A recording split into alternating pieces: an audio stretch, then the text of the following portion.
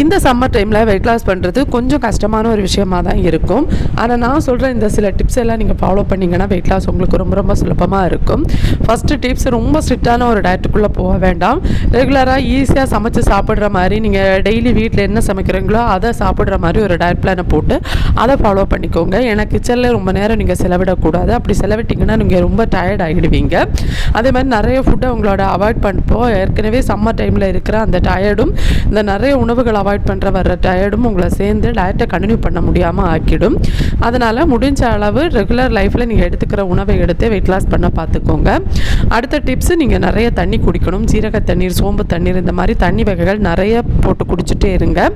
அடுத்ததாக lemon juice, அதுக்கப்புறம் தயிர், அதுக்கப்புறம் நெல்லிக்காய் ஜூஸ், இந்த மாதிரி வகைகள் எல்லாம் லைட்டாக உப்பு மட்டும் போட்டு அடிக்கடி எடுக்கிற மாதிரி பார்த்துக்கோங்க. இந்த மாதிரி நிறைய டிப்ஸ் நான் சேனலில் கொடுத்துருக்கேன். ஃபுல் வீடியோ செக் பண்ணி பார்த்தீங்கன்னா உங்களுக்கு கண்டிப்பாக யூஸ்ஃபுல்லாக இருக்கும்.